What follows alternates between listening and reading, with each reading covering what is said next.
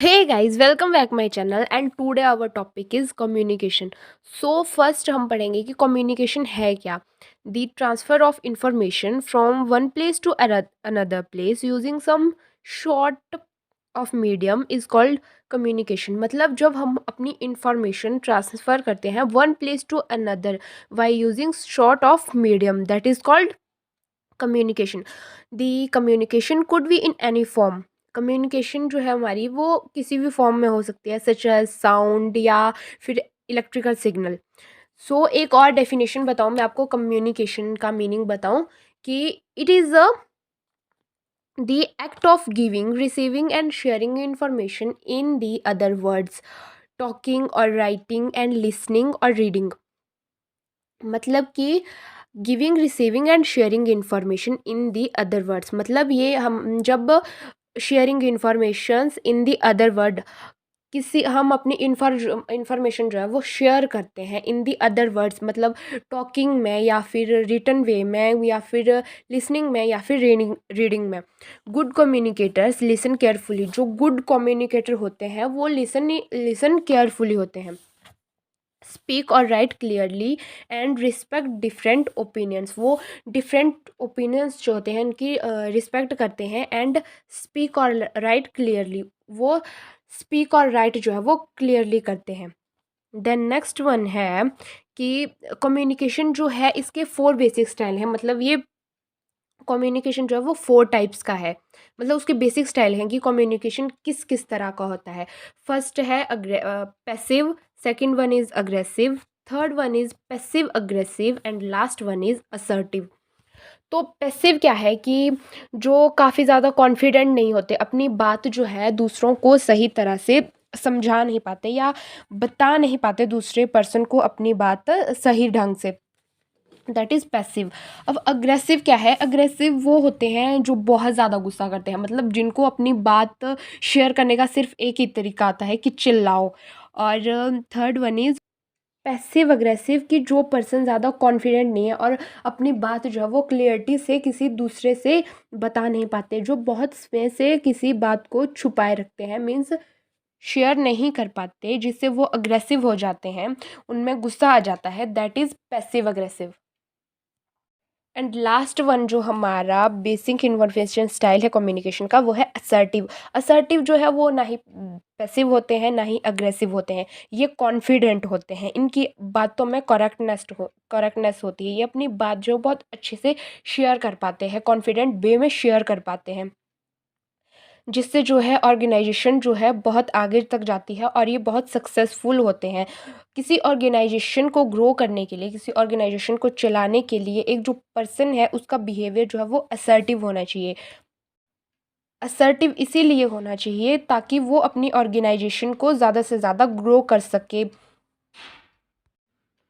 अगर आपका assertive behaviour है तो बहुत अच्छी बात है. किसी का भी बिहेवियर जो है वो असर्टिव हो, कॉन्फिडेंट हो, करेक्ट हो, उसमें क्लियरिटी हो, तो वो बहुत अच्छी बात है. जो ऊपर मैंने 3 डिस्कस किए, passive aggressive and passive aggressive, ये जो कम्युनिकेशन स्टाइल्स हैं ये उतने इफ़ेक्टिव नहीं होते हैं क्योंकि इनमें कॉन्फिडेंट उतना ज़्यादा नहीं होता, गुस्सा होता है, तो ये किसी कम्युनिकेशन को ग्रो नहीं कर सकते हैं. बट जो असर्टिव बिहेवियर है वो किसी ऑर्गेनाइजेशन को बहुत ज़्यादा ग्रो करता है.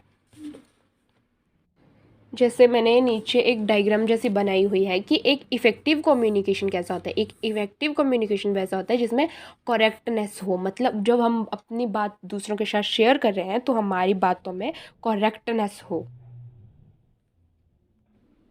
क्लियरिटी, हमारी जो भी बातें हैं उनमें क्लियरिटी होनी चाहिए. एंड कॉन्फिडेंट, हमें कॉन्फिडेंट होना चाहिए, कॉन्फिडेंट वे में दूसरों से अपनी बातें शेयर करना. तो ये एक इफ़ेक्टिव कम्युनिकेशन है. मतलब आपका असर्टिव बिहेवियर होना ज़रूरी है, तभी आपका कम्युनिकेशन इफ़ेक्टिव है.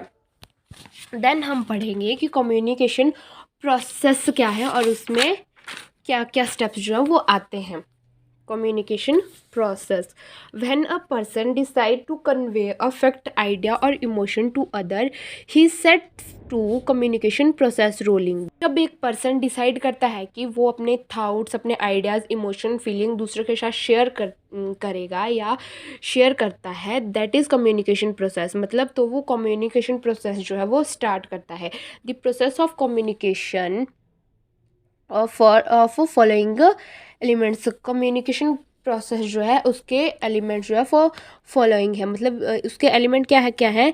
Sender, encoding, message, receiver, decoding and last one is feedback. अब इनको हम बारी बारी में पढ़ेंगे कि सेंडर क्या है, एनकोडिंग क्या है एंड सो ऑन। तो फर्स्ट है sender. The person who send the message is called sender. The message contain ideas, feelings and opinions etcetera of a sender. तो जो पर्सन अपनी बात दूसरों के साथ कहता है या अपना मैसेज दूसरों को सेंड करता है, उसको हम सेंडर बोलते हैं। और जो मैसेज वो दूसरों को सेंड करता है, दूसरों को भेजता है, उसमें वो अपने ओपिनियंस, आइडियाज़, इमोशन और उसकी फीलिंग्स जो है वो छुपी होती है। Second one is encoding. Encoding क्या है कि to send a message by properly organising. Means एक पर्सन जो है वो अपना मैसेज जब दूसरों को सेंड करता है तो वो प्रॉपरली ऑर्गेनाइज होना चाहिए। मतलब जब एक पर्सन अपना मैसेज दूसरों को सेंड करता है, शेयर करता है, तो वो उस मैसेज को पहले खुद प्रॉपरली ऑर्गेनाइज कर ले। Then third one is message. तो मैसेज क्या है कि द आइडिया और feeling which are we can the idea or feeling which we can to convey to other is called message। मतलब जो आइडिया और फीलिंग हम दूसरों के साथ शेयर करते हैं, अपना मैसेज हम दूसरों को कन्वे करते हैं, दैट इज़ कॉल्ड मैसेज। उसको हम मैसेज बोलते हैं। Receiver, the person who receive the message. जो व्यक्ति हमारे मैसेज को रिसीव कर रहा है, जो हमारी बात सुन रहा है, दैट इज़ कॉल्ड रिसीवर। और उसके लिए ज़रूरी है कि वो हमारे मैसेज को रिसीव करे। अगर वो हमारे मैसेज को रिसीव करता है तभी वो हमारे मैसेज को केयरफुली जो है वो सुन पाएगा। देन नेक्स्ट है डिकोडिंग। डिकोडिंग क्या होता है कि जब रिसीवर हमारा मैसेज जो है वो रिसीव कर लेता है और फिर उसे सही ढंग से पढ़ता है, सही ढंग से समझ लेता है, तो मैसेज को सही ढंग से समझना ही क्या कहलाता है? डिकोडिंग कहलाता है। And then last one is feedback. Feedback क्या है कि जब एक रिसीवर जो है हमारा मैसेज रिसीव कर लेता है, फिर वो डिकोडिंग करता है कि उस मैसेज को ढंग से प्रॉपरली तरीके से समझ लेता है, देन उसके बाद जो वो फीडबैक देता है, सेंडर को रिसीव करता है, उसे हम फीडबैक कहते हैं।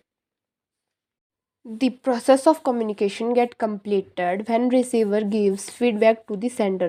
जब रिसीवर जो है वो सेंडर को फीडबैक सेंड कर देता है, तब हमारी कम्युनिकेशन प्रोसेस जो है वो कंप्लीट हो जाती है। जैसे एक नेचर मैंने डायग्राम बनाई हुई है, उसमें आपको शो हो रहा है कि पहले हमारा क्या आता है कि सेंडर आता है जो मैसेज सेंड करता है, देन एनकोडिंग आती है, उसके बाद हमारा मैसेज आता है, फोर्थ में हमारा रिसीवर आता है जो मैसेज को रिसीव करता है, फिर डिकोडिंग आती है जब वो मैसेज को प्रॉपरली ढंग से समझ लेता है, और देन लास्ट आती है फीडबैक, जब वो पूरे मैसेज को समझने के बाद सेंडर को फीडबैक देता है, दैट इज़ फीडबैक। तो हमारी कम्युनिकेशन प्रोसेस क्या होती है? कंप्लीट हो जाती है। जब एक फीडबैक जो है वो सेंडर को मिल जाती है, तब हमारी कम्युनिकेशन प्रोसेस जो है वो कंप्लीट हो जाती है।